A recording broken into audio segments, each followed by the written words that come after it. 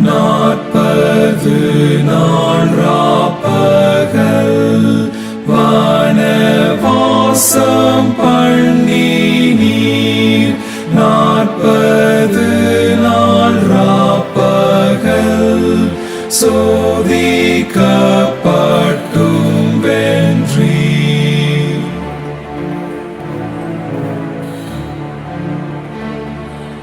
ஏற்றி வெயில் குளிரை காட்டு மிருகத்துணை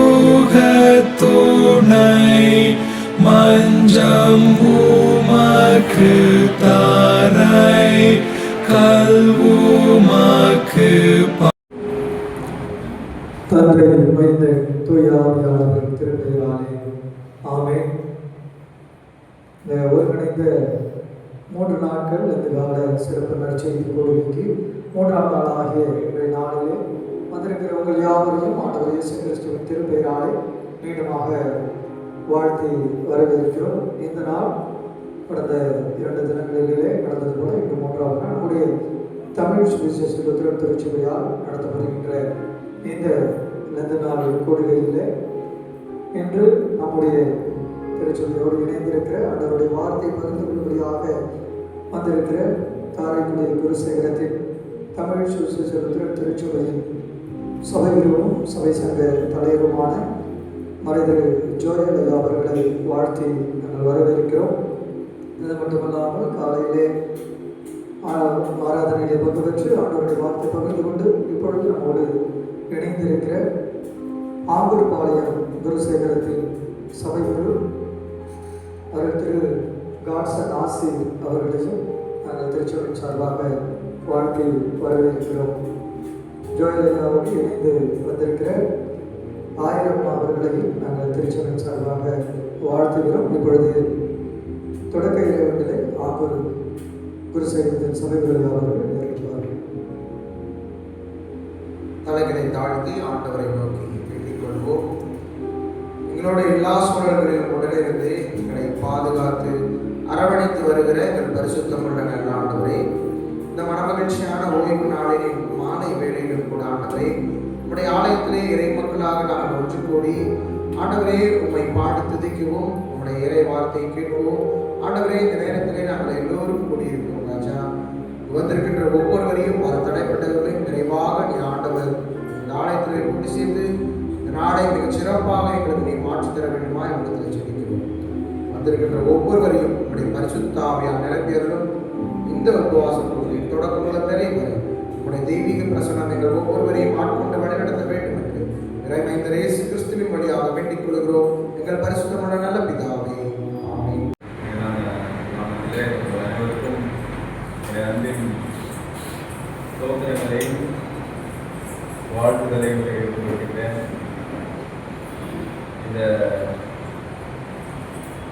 சிறப்பான இந்த கூடுகைக்கு அடியனையும் உங்கள் மத்தியிலே கொண்டு வந்து நிறுத்தின ஆண்டவராகிய கர்த்தருக்கு என்னுடைய துதிகளையும் நன்றிகளையும் முதலாக இருக்கின்றேன்.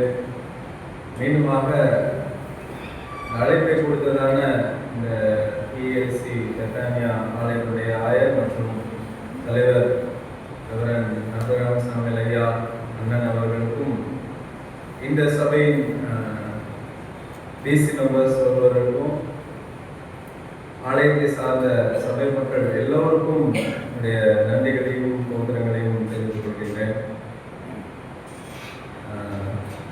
பிரசங்கத்துக்கு முன்பாக ஒரே ஒரு பாடலை பாடி அடுத்த கடவுளுடைய வார்த்தைகளுக்குள்ளாய் கடந்து செல்லலாம் என்று சொல்லி விரும்புகின்றேன்.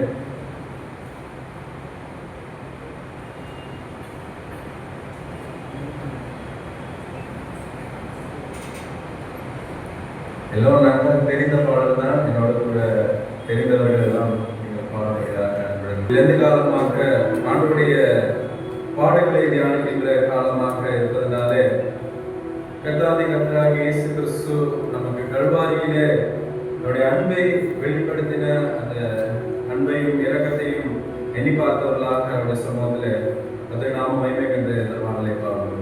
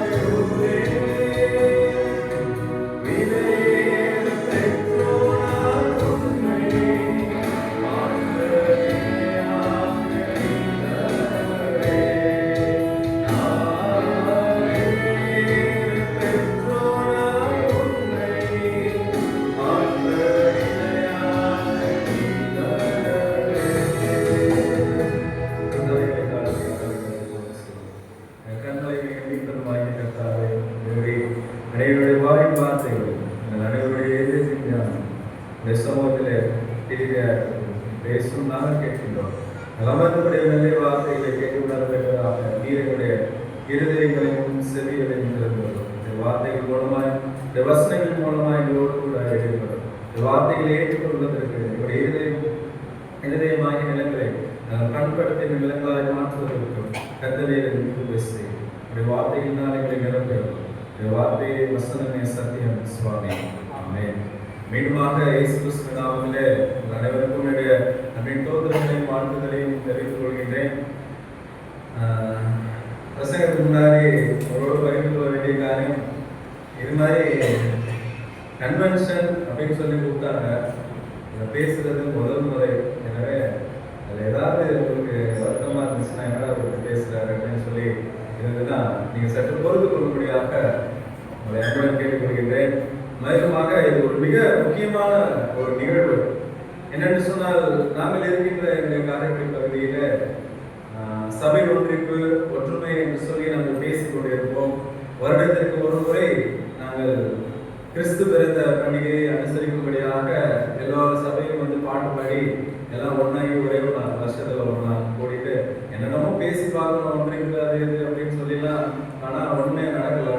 ஆனால் இந்த ஆலயத்தின் ஆயர் கடவுளுடைய பெரியான கிருபையினாலும் உதவினாலும் அவர் வந்த ஒரு சில மாதங்களில இந்த ஒரு மிகப்பெரிய ஒரு நிகழ்வினை, இந்த கூடுகையை அவர் ஏற்படுத்தியிருந்தார். கடவுளுக்கு மகிமை உண்டாவதாக இந்த ஒரு மிகப்பெரிய நல்ல ஒரு நிகழ்வினை ஏற்படுத்தி தந்த இந்த சபையினுடைய ஆயர் அண்ணன் அவர்களுக்கு இயேசு கிறிஸ்து நாமத்தில் வாழ்த்துக்களை மனமாற தெரிவித்துக் கொள்கிறோம். இது என்னன்னா, எங்களுக்கு இருக்கிற ஒரு எக்கனாமிக்கல் குரூப்னு நாங்கள் வச்சிருக்கோம் வாட்ஸ்அப்ல.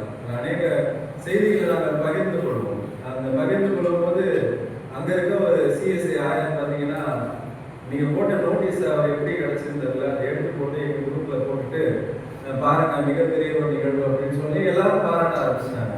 ஏன் நம்மளால பண்ண முடியல, நம்மளால பண்ண முடியாத ஒரு விஷயத்த அவங்க பண்றாங்க அப்படின்னு சொல்லி எங்களுக்கு ஒரு முன்மாதிரியாக இந்த ஒரு சபையும் இந்த சபையினுடைய ஆயிரம் ஒரு முன்மாதிரியாக எங்களுக்கு இருக்கின்றார்கள். தொடர்ந்து இது போன்ற நிகழ்வுகளை நாங்கள் நடத்த வேண்டும் என்று சொல்லி நாங்கள் முயற்சிக்கின்றோம். கடந்த 2 நாட்களாக நன்றாக கடந்து சென்றிருப்பீர்கள் என்று சொல்லி நினைக்கிறேன். கடைசி நாள் பொதுவாக இன்னைக்கு ஞாயிற்றுக்கிழமை, இன்னைக்கு எல்லா வீட்லையும் நல்லா அடித்து புசித்து எல்லாம் திருப்தியாகி அந்த ஒரு டயர்ட கலைப்புல வந்து உட்கார்ந்துருப்பீங்க. இருந்தாலும் கொஞ்ச நேரம் நான் பேசுறதை பொறுத்து கொள்ளுங்கள். கடவுள் உங்களோடு கூட உண்மையாகவே பேசுவார், இடைபெறுவார் என்று சொல்லி நான் விசுவாசிக்கின்றேன். உங்களுக்குள்ளே அந்த விசுவாசம் இருக்கும்னு சொல்லி நான் நினைக்கிறேன். பொதுவாக இந்த காலம் நமக்கு நன்றாக தெரியும். லெந்து காலம், தவ காலம் அப்படின்னு சொல்லி நம்ம ஒவ்வொருத்தவங்களும் ஒவ்வொரு விதமான பேர்ல சொல்லி நம்ம கூட்டுக்கிறது. ஒவ்வொருத்தருக்கும் ஒவ்வொரு விதமான புரிதல்கள், ஒவ்வொருவருக்கும் ஒவ்வொரு விதமான அண்டர்ஸ்டாண்டிங்ஸ், அது எப்படி அப்படின்னு சொல்லி நம்மளே எடுத்துக்கொள்வோம். ஆனா இந்த காலம் எதற்காக என்று சொன்னால், நாம் மனம் திரும்ப வேண்டிய காலம், நம் ஆண்டவருடைய இரக்கத்தை பெற்றுக்கொள்ள வேண்டிய காலம், கடவுளுடைய கிருபையும் அவர் தருகின்ற இரக்கத்தையும் நம்முடைய வாழ்விலே நாம் சுதந்திரித்துக் கொள்ள வேண்டிய காலங்களாக இருக்கின்றது. இதை நாம் எப்படி பெற்றுக்கொள்ள வேண்டும் என்று சொல்லி பார்த்தோம்னா, பொதுவாக நமக்கு 2 விஷயங்கள் நமக்கு மைண்ட்ல வரும். ஒன்று உபவாசம், இன்னொன்று யாரும் சொல்ற மாதிரி தெரியல, ஏன்னா எனக்கு இது மாதிரி இன்டராக்ட் பண்ணி பேசினா எனக்கு ரொம்ப விருப்பம். ஒன்று உபவாசம், இன்னொன்று ஜெபம். பாடல் இப்போ சொல்றீங்க, சொன்னதுக்கு அப்புறம் தான் சில விஷயங்கள்லாம் ரிப்பீட் பண்ணுவீங்க போல இருக்கு. ஒன்று உபவாசம், இன்னொன்று ஜெபம். உபவாசம்னு சொல்லவே தேவைதான். எனக்கு எல்லாம் பார்த்தீங்கன்னா நம்ம உபவாசம் ஆஷ் டே அன்னைக்கு ஆரம்பிச்சிருவோம்.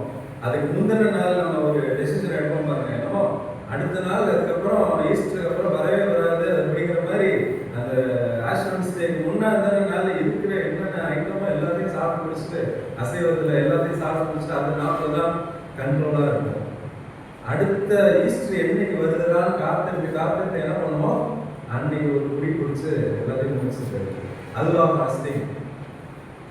அடுத்து என்ன பண்ணுவோம், இது ஒன்று உபவாசத்தின் மூலமாக கடவுளோடு நம்ம நெருங்கி சேருவோம், இன்னொன்று ஜெபத்தின் மூலமாக. உபவாசமும் ஜெபமும் நம்மை கடவுள் அண்டையில கடவுளுக்கு நெருக்கமாக கடவுளுடைய இரக்கத்தை நாம் பெற்றுக்கொள்வதற்கும் நாம் மனம் மாறுவதற்கும் மிகப்பெரிய ஒரு ஆயுதங்களாக கருவிகளாக இந்த நாட்டில் இது இருக்கின்ற ஒரு நிகழ்வை நம்மால் பார்க்க முடிகிறது. அது உபவாசத்தை எடுத்துக்கொள்ளவில்லை, இந்த நாளில ஜெபம் மன்றாட்டு, அதை தான் இந்த நாளில உங்களோடு கூட எடுத்துக்கொள்ளப்படுகிறேன். ஒன்று ரெண்டுமே முக்கியம், உபவாசமும் இருக்க வேண்டும், ஜெபமும் இருக்க வேண்டும். இல்லை ரெண்டுல ஒன்று மட்டும் இல்லை இருந்துச்சு அப்படின்னா அது பிரச்சனை தான்.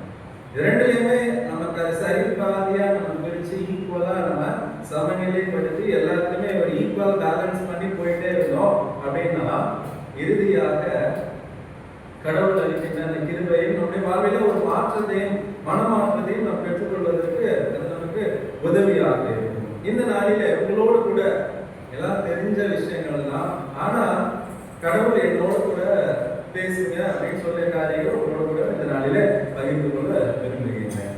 ஜெபம். இந்த உலகத்துல எத்தனையோ ஜெப வீரர்கள் பிறந்தார்கள், வாழ்ந்தார்கள், மரித்தார்கள், இந்த உலகை விட்டு சென்றார்கள். நம்ம அநேகரை நம்ம இன்ஸ்பிரேஷனா எடுத்துக்கோம். ஜெப வீரர்கள், வீராங்கனைகள் அப்படின்னு சொல்லி நிறைய பேர் நம்ம எடுத்துக்கோம். இப்ப உங்களுடைய லைஃப்ல உங்களோட இன்ஸ்பிரேஷன், உங்க ஜெப பிரேயர் லைஃப்ல உங்களுக்கு யார் இன்ஸ்பிரேஷன் அப்படின்னு சொல்லி கேட்டா நீங்க யாரை சொல்றீங்க? தாராளமா பேசலாம்.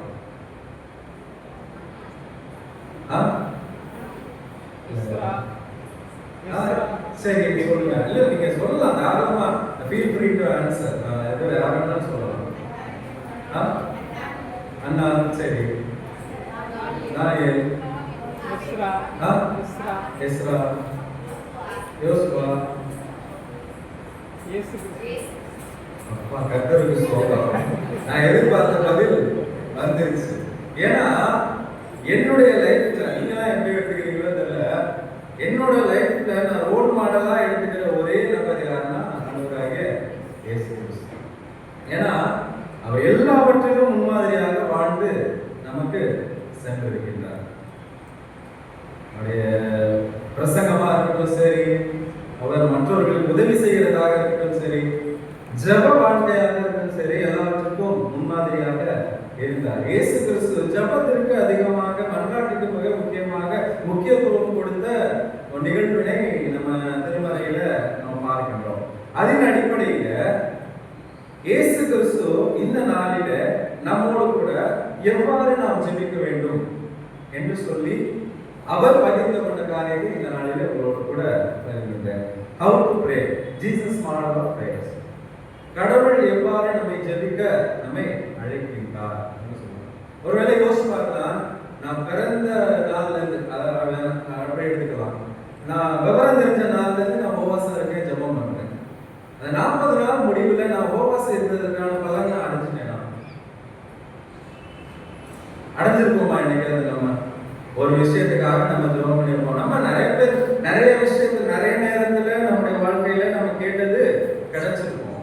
நிறைய நேரம் நம்முடைய பிரேயர்ஸ்லாம் என்ன அர்த்தம், ஆன்சர் பண்ண முடியாத அளவுக்கு என்னவா இருக்கும். ஏன் என் ஜெபத்துக்கு கடவுள் பதில் தரல, ஏன் என் ஜெபத்தை ஆண்டவர் கேட்கல, நான் உபவாசம் இருந்து ஜெபம் பண்றேன், ஏன் எனக்கு ஜெபம் கிடைக்கல அப்படின்னு சொல்லி நம்ம யோசிச்சு பார்த்துக்கலாம். அநேக நேரங்களில் யோசிக்க கூடும். ஆனா ஆண்டவராக இயேசு கிறிஸ்து தான் வாழ்ந்த வாழ்க்கையில அவர் நம்ம எல்லோருக்கும் ஒரு முன்மாதிரியாக அநேக இடங்களில அநேக சூழலிலே ஜெபம் செய்தார். இது முதலாவது வார்த்தை 7 சிலுவையில் தொங்கிட்டு இருக்கும்போது முதல் வார்த்தை சொல்றாரு. என்ன சொல்றாரு? பிதாவே எங்களுக்கு மன்னியும், நாங்கள் செய்கிறது அது என்னங்க? அது ஜெபம் தான். பிதாவை நோக்கி ஜெபம் பண்றாரு. பிதாவே இவர்களுக்கு மன்னியும், இவங்க செய்யறது என்னன்னு சொல்லி அவங்களுக்கே தெரியல. கடைசி தருவாயிலும் என்னது ஒரு ஜெபம் பண்றாரு. பாட அனுபவிக்கிறதுக்கு ஆரம்பத்துக்கு முன்பாக கெத்செமனே தோட்டத்தில் ஜெபம் பண்றாரு. 5 அப்பம் 2000 மீனை ஆசீர்வதிக்கிற போது ஜெபம் பண்றாரு.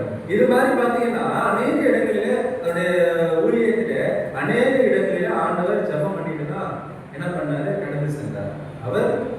அவர் கடவுளா? இயேசு கடவுள் தானே. நீங்க விசுவாசிக்கிறீங்களா இல்லையா? அவர் மனுஷகுமாரன்.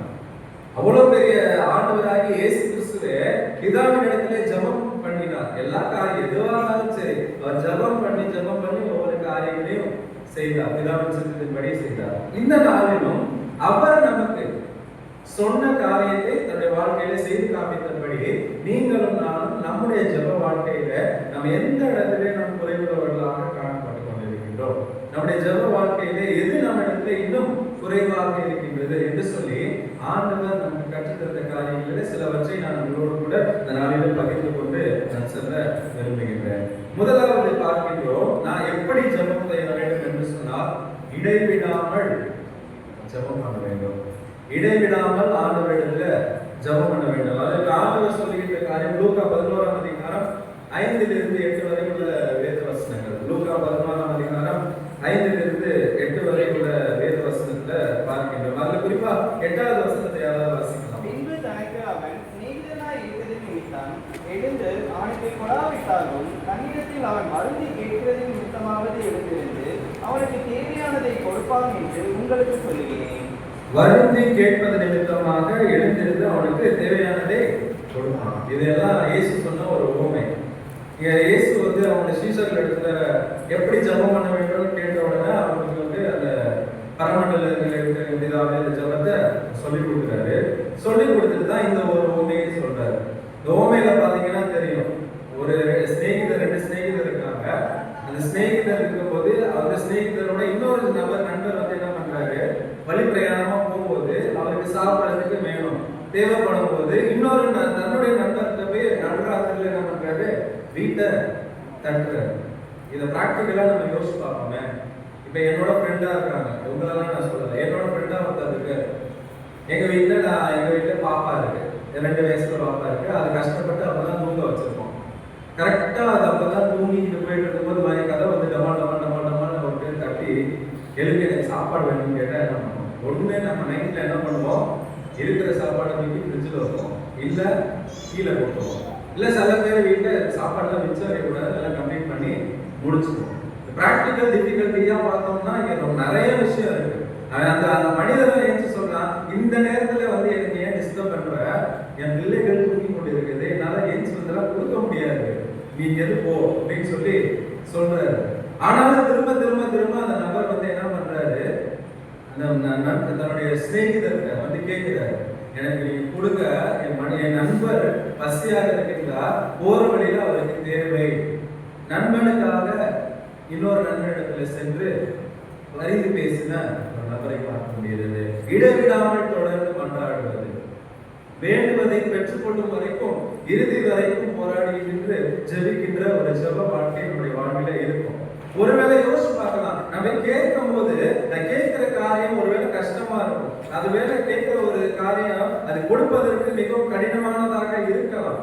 ஆனா விடாமல் ஆண்டவரிடத்திலே நாம் அந்த கோரிக்கையை நாம் வைக்கும் போது ஆண்டவர் உண்மையாகவே அந்த ஜெபத்தை கேட்டு அதற்கு பதில் தருகின்ற ஆண்டவராக இருக்கிறார். நம்ம யோசிச்சு பார்க்கலாம், எத்தனை பேர் நம்ம விடாமல் நம்ம ஆண்டவரிடத்திலே கேட்கிறோம், ஒரு காரியத்தை பார்க்கிறோம். நம்ம எல்லாருமே தெரியும், யாக்கோபு என்ன பண்ணாரு, போராடினாரு. யார் கூட போராடினார்? இயேசு கூட போராடினாரா? சரி, ஓகே, ரைட், விடுங்க.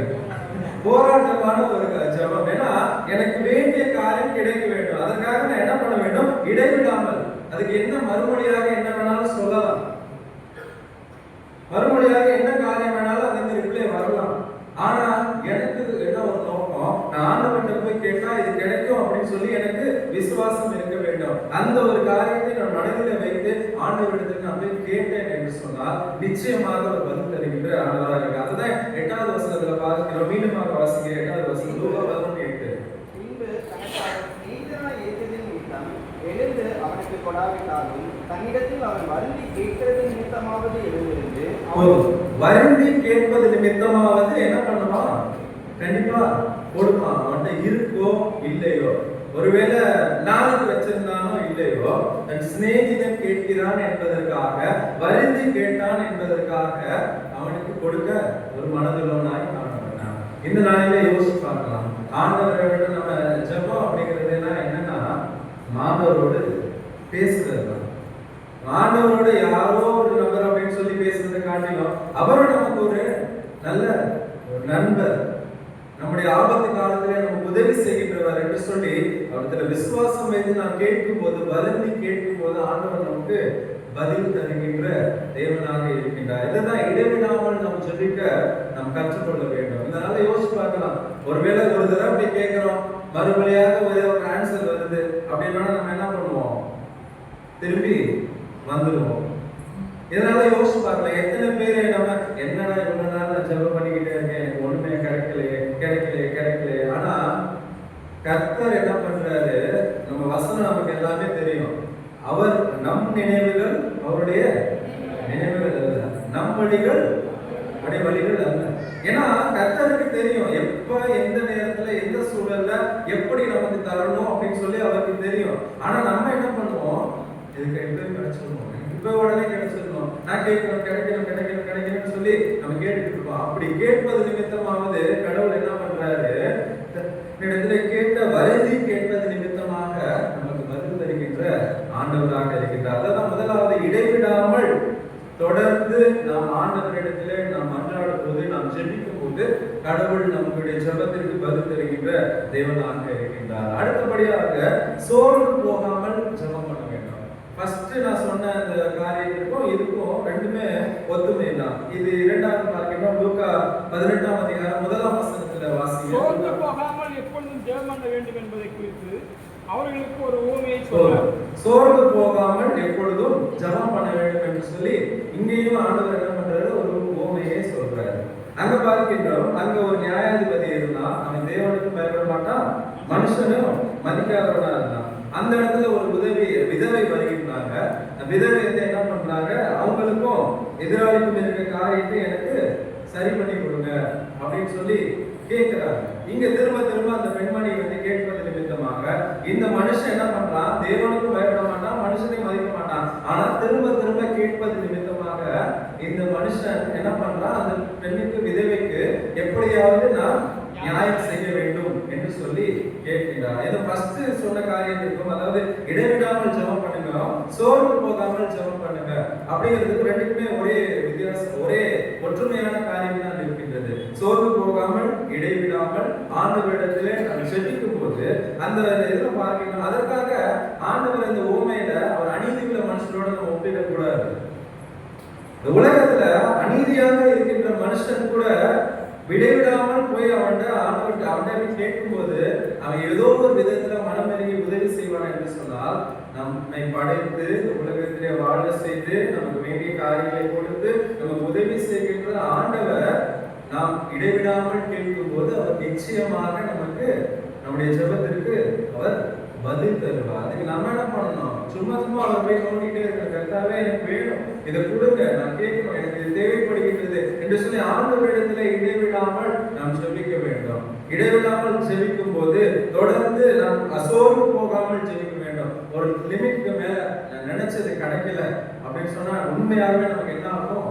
ஒரு சோர்வு கண்டிப்பாக வந்து சேரும். ஆனால் கர்த்தர் சகலத்தையும் அதினதின் காலங்களிலே நேர்த்தியா செய்திருக்கின்றார். இதை நம்ம விசுவாசித்தோம் என்று சொன்னால் நம்முடைய வாழ்விலே கர்த்தர் நிச்சயமாக பதில் தருகின்ற ஆண்டவராக இருக்கின்ற ஒரு சூழலை பார்க்க முடிகிறது.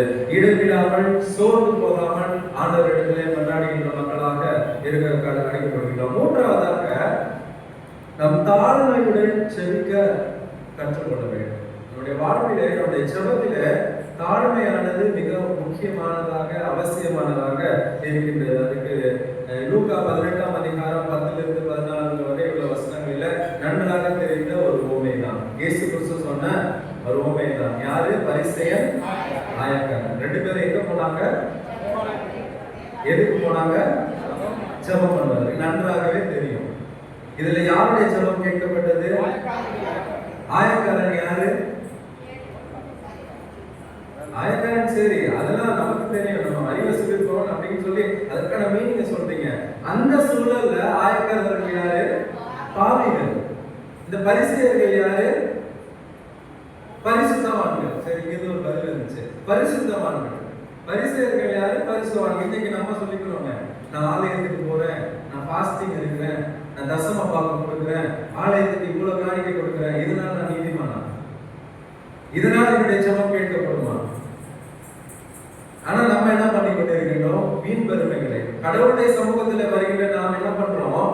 கடவுளை பின்தள்ளி என்னை முன்னிலைப்படுத்துகின்ற விரும்புகின்ற சூழ்நிலை நான் ஏறெடுக்கின்ற ஜெபங்கள் இந்த ஆலயத்தில கேட்கப்படாமல் இருக்கின்றது. அதுவே இந்த ஆயக்காரர் என்ன பண்றாரு? கோயிலுக்கு வெளியே உட்கார்ந்துதான். அதனாலவோ என்னவோ தெரியல, இதனால சபையில பாத்தீங்கன்னா கோயில் உள்ள இருக்கிறவங்களோட வெளியே இருக்கிறவங்க தான் அதிகமா இருப்பாங்க. பாத்தீங்களா?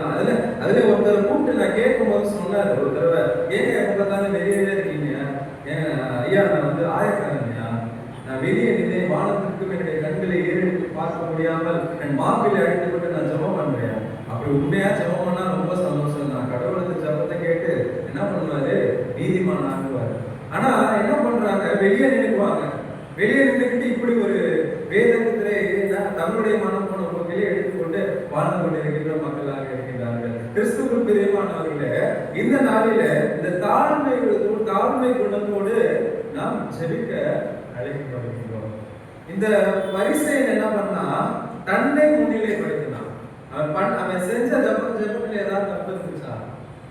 இல்ல. ஏன்? அவங்களுடைய சட்டத்தின்படி என்ன பண்ணணும்? உபவாசம் இருக்கணும், தசம பாகம் கொடுக்கணும். இதெல்லாம் கரெக்டா பண்ணிதான் உபவாசிக்கணும். இதெல்லாம் கரெக்டா பண்ணிதான். பண்ணது இல்லாம என்ன பண்ணனா, இதெல்லாம் பண்ணும்போது ஆண்டவருக்கு நன்றாகவே தெரியும். ஆனா அந்த பரிசேயன் என்ன பண்றாரு? ஆண்டவருடைய சமூகத்துல வந்து, கர்த்தாவே நான் உபவாசிக்கின்றேன், நான் தசம பாகம் கொடுக்கின்றேன், நான் இதெல்லாம் பண்றேன். கடைசியில என்னன்னு சொல்றாரு? இவனை போல இல்லாததினால் உண்மை ஸ்தோத்திரிக்கிறேன். இங்க என்ன பண்றாரு? அவன மாதிரி நான் இல்ல, அவனோட வசந்தவனாக இருக்கின்றேன். கடவுளுடைய பார்வையில அப்படிப்பட்டவர்களா? இந்த நாட்டுல யோசிச்சு பார்க்கலாம். கொஞ்சம் காசு, கொஞ்சம் பணம் நமக்கு வந்துச்சுன்னா நம்முடைய நிலைமை, நம்முடைய பிஹேவியர்லாம் எப்படி மாறிக்கொண்டிருக்கிறது என்று சொல்லி நம்ம யோசிச்சு பார்க்க அழைக்கப்படுகின்றோம். அநேக நேரங்களில் என்னுடைய ஜெபங்கள் கேட்கப்படவில்லை. ஏன்? கர்த்தாவே நான் ஆலயத்துக்கு வரேன், கர்த்தாவே நான் ஆலயத்துக்கு வேண்டிய காரியங்களை செய்து கொடுக்கிறேன், எல்லாம் சரி, அதுக்கான கணக்கு வேண்டிய காரியத்துல வேண்டிய சமயத்துல கர்த்தர் நமக்கு கொடுப்பார். ஆனா நம்ம என்ன பண்றோம்? அதை முன்னிலைப்பட்டு கொண்டிருக்கிறோம். இந்த நாட்களில திருச்சபைகளுக்காக மிக முக்கியமான ஒரு காரியம் என்ன தெரியுமா? இங்கெல்லாம் தெரியல, ஒவ்வொரு சர்ச்சஸ்ல போய் பார்த்தீங்கன்னா அந்த சர்ச் பேரோட பெஞ்சில பின்னாடி பேர் தான் அதிகமா இருக்கு. அன்பளிப்பு, நன்கொடை அப்படின்னு சொல்லி போட்டுட்டு என்ன பண்றாங்க? இங்க இந்த கடவுளை பின்தள்ளி விட்டு தங்களை முன்னிலைப்படுத்துகிறார்கள். இப்படிப்பட்ட மனிதர்களுடைய ஜெபத்திலே ஆண்டவர் பிரியமாக இருப்பாரா? இந்த ஜெபம் கேட்கப்படுமா? இந்த குணம் என்னுடைய வாழ்விலே இருக்கும் என்று சொன்னா கடவுள் என்னுடைய ஜெபத்தை அங்கீகரிப்பாரா? நல்லா யோசிச்சு பார்க்கலாம். ஆண்டவர் தான் சொல்றாரு, யாராவது ஒருத்தவனை ஒரு விருது வீட்டுல கூப்பிட்டாங்கன்னா நீ போய் முன்னாடி உட்காராத, பின்னாடி போய் உட்காரு. ஏன்னா உன்னை காட்டில ஒருத்தர் மேன்மையானவன் வந்தான் என்று சொன்னா அவனை உட்கார வச்சு உன்னை பின் தள்ளுவான். அதுவே நீ பின்னாடி போய் உட்காரு, முன்னாடி போயிட்டு உட்கார வைப்பான். இந்த நாளில் யோசிச்சு பார்க்கலாம், ஆலயத்துக்குள்ளாய் வரும்போது என்னுடைய நிலைமை எப்படியாக இருக்கின்றது? சொல்ல நம்மளாம் நீதிமானங்களா? நம்மளாம் நீதிமானா? ஒரு சில தலை ஆடுது, ஒரு சில தலை ஆடுது இல்லை. ஏன்னா ஒருவேளை நம்மளே நம்ம நினைச்சுக்கிறோம் நம்மளாம் நீதிமான்களாக இருக்கின்றோம் என்று சொல்லி. கர்த்தர் நம்மை நீதிமானாக்கவிட்டால் நாம் நீதிமான்கள் அல்ல. நாம் நீதிமானாக்கப்படுவதற்காக தான் கர்த்தர் இயேசு கிறிஸ்து இந்த உலகத்திலே வந்தார், நம்முடைய ரத்தத்தை சிந்தினார், நம்முடைய ஜீவனை கொடுத்தார், மரித்து உயிர்த்தெழுந்து பிதாவின் வலது பாதத்தில் வைத்திருக்கிறார். அந்த இயேசு கிறிஸ்துவை விசுவாசிக்கும் போது அவர் நமக்காக ஜீவனை கொடுத்தார் என்று சொல்லி நாம் எண்ணி பார்க்கும்போது நம்முடைய வாழ்விலே நமக்கு நாம் நீதிமான்களாக்கப்படுகின்ற ஒரு அனுபவம் நம்முடைய வாழ்விலே கிடைக்கும். அதுக்கு நம்ம என்ன செய்ய வேண்டும்? நான் பாவி என்று சொல்லி, நான் இன்ன நிலையில் இருக்கின்றேன் என்று சொல்லி நாம் உணர்ந்து கொள்ள வேண்டும்.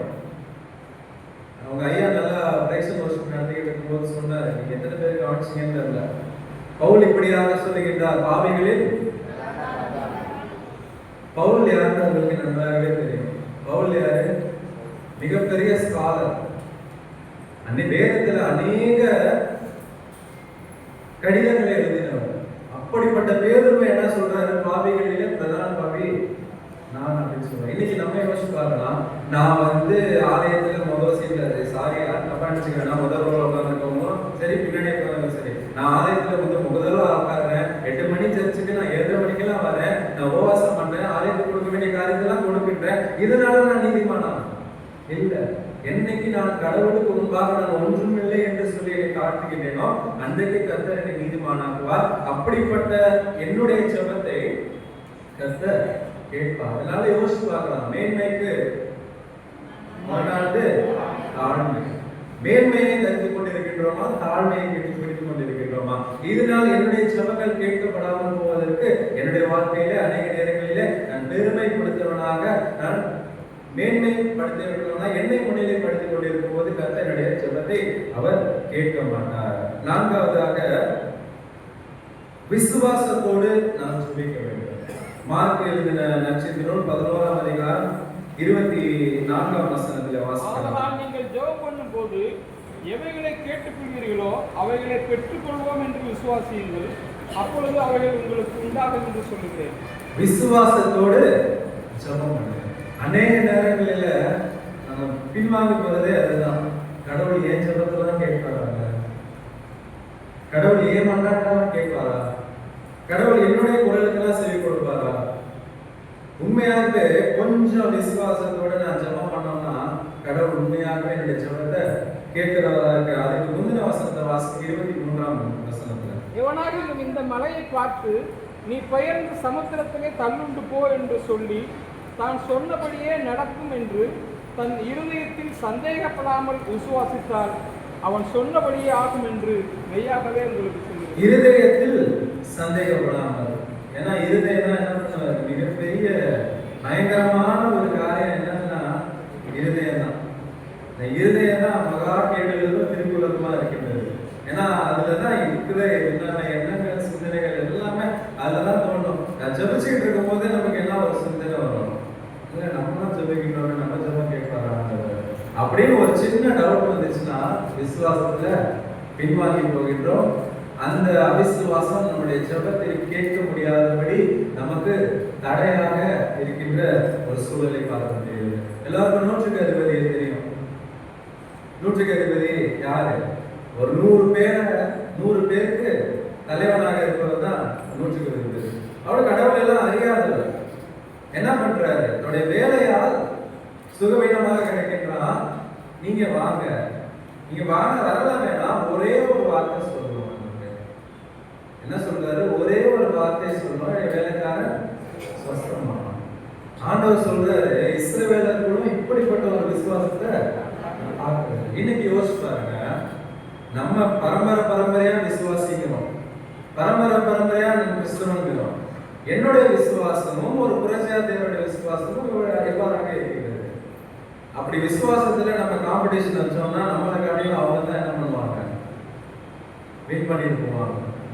யோசிச்சு பார்க்கலாம். பேரளவுக்கு இன்றைய நாளிலும் விசுவாசிகளாக நாம் வாழ்ந்து கொண்டிருக்கின்றோம். அதனால என்னவோ நம்முடைய ஜெபங்கள் கேட்கவில்லை. ஆனா இந்த 100க்கு அதிபதி கடவுளை தெரியாதவன், கடவுள் வழியிலே வந்தவன் அல்ல. ஆனா என்ன பண்றான்? ஒரே ஒரு வார்த்தை சொல்லுங்க, எங்க வீட்டுக்கு எங்க ஒருத்தனை நான் போவான் வானா வருவான், ஆனாலும் எங்க வீட்டுக்கு நீங்க வராதீங்க, நான் அதுக்கு தகுதி இல்லை. ஒரே ஒரு வார்த்தை மட்டும் சொல்லுங்க. இந்த விசுவாசம் நமக்குள்ளாய் காணப்படுகின்றதா? ஆண்டவர் வரக்கூட வேண்டாம், அதாவே ஒரு வார்த்தை சொல்லுங்க. ஆனா நம்முடைய இதயத்துல என்ன பண்ணுகிறது? அடிக்கடி சந்தேகம் வந்துருச்சு.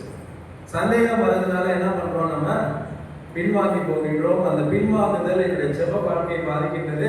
அதனால் நான் ஜெபிக்கின்ற ஜெபங்கள் கேட்க முடியாதபடி போகின்ற ஒரு சூழலை நம்மால் பார்க்க முடிகிறது. ஒரு சின்ன ஒரு விசுவாசத்தோட மலையை பேர்ந்து அங்கே போ அப்படின்னு சொன்னா அது போவோம். ஆண்டவர் சொல்றாரு. ஆனா என்னுடைய இருதயத்திலே உண்மையான விசுவாசம் இருக்கின்றதா? எப்பேற்பட்ட புரட்சாதிகாரிகளிடத்திலே காணப்படுகின்ற விசுவாசமாவது எனக்குள்ளாக இருக்கின்றதா? தெரிந்தோ தெரியாமலோ நம்ம என்ன ஆயிட்டோம்? விசுவாசி ஆயிட்டோம். உண்மையாகவே யோசிச்சு பாருங்க. ஆலயத்தில் உத்திரன் ஆலயத்தில் உட்கார்ந்துருக்கோம். எத்தனை பேர் யோசிச்சு பாருங்க, உண்மையாகவே நான் செய்த புண்ணியமும் நான் செய்த காரியம் தான் என்ன இந்த ஆலயத்துல ஒரு மெம்பராக உட்கார்ந்துருக்கு வச்சிருக்கு அப்படின்னு சொல்லி கையை தூக்கி முடியணும் அப்படின்னு சொன்னா தைரியமா கையை தூக்கணும்னு சொன்னா எத்தனை பேர் தூக்குவீங்க? சரி, சந்தோஷம். அப்படி தூக்குனா ரொம்ப சந்தோஷம். ஆனா யோசிச்சு பாருங்க, நான் கடவுளை தெரிந்து கொள்ளவில்லை, கடவுளை என்ன தெரிந்து கொள்ள. அதனால என்னமோ நான் விசுவாசியாக இருக்கேன். நான் விசுவாசம் வைத்து அந்த விசுவாசத்தை 4 பேர் பார்த்து என்னை விசுவாசின்னு சொல்லல. நான் கிறிஸ்தவ குடும்பத்துல பிறந்ததுனால நான் என்ன யாரு விசுவாசம். இந்த விசுவாசம் ஆண்டவரிடத்துல ஜெபிக்கின்ற ஜெபத்திற்கு உதவி செய்யுமா? யோசிப்பாங்க. நம்முடைய விசுவாசத்தின் தன்மைகள், விசுவாசத்தின் அளவுகள் எவ்வாறாக இருக்கின்றது? ஒரு வார்த்தை சொல்லுவார்த்தாவே என்னுடைய வேலைக்காரன் சுத்தமாகும். இந்த ஒரு விசுவாசம் நம்முடைய வாழ்க்கையில காணப்பட்டா நாம் ஜெபிக்கின்ற ஜெபங்களுக்கு கர்த்தர் பதில் தந்து நம்மை ஆசீர்வதிக்கின்ற ஆண்டவராக இருக்கிறார். நேரம் போயிடுச்சு, ரொம்ப நேரம். அதனால நான் வேகமா அடுத்த பாயிண்ட் போறேன். அடுத்தபடியாக 5வதாக மன்னித்து ஜெபம் பண்ண கற்றுக்கொள்ளுங்கள். மன்னித்து ஜெபம் பண்ண கற்றுக்கொள்ளுங்கள். மார்க் எழுதின நற்செய்திகள் 11ஆம் அதிகாரம் 27. அதேதான் அடுத்த வசனம் தான். மார்க் 11:27. நீங்கள் நின்று ஜெபம் பண்ணும்போது ஒருவன் பேரில் உங்களுக்கு யாதொரு குறை உண்டாயிருக்குமானால் பரலோகத்திலிருக்கிற உங்கள் பிதா உங்கள் தப்பிதங்களை உங்களுக்கு மன்னிக்கும்படி அந்த குறையை அவனுக்கு மன்னியுங்கள். பரலோகத்தில் இருக்கின்ற பிதா உங்களுக்கு மன்னித்தது போல நீங்க என்ன பண்ணுங்க, மற்றவர்களுக்கு மன்னியுங்கள். யோசிச்சு பார்க்கலாம். நான் எங்க ஆலயத்துல கேட்கிறேன், ஆலயத்துக்கு வரோம், சரி, நம்முடைய ஆலயங்கள்லாம் இந்த இது இல்லை. இதுவே நம்ம ரோம கத்தோலிக்க சபையெல்லாம் ஆலயம் முடிச்சோன்னா சொல்லுவாங்க ஒரு வாழ்த்துதல். என்ன சொல்லுவாங்க? சமாதானம்.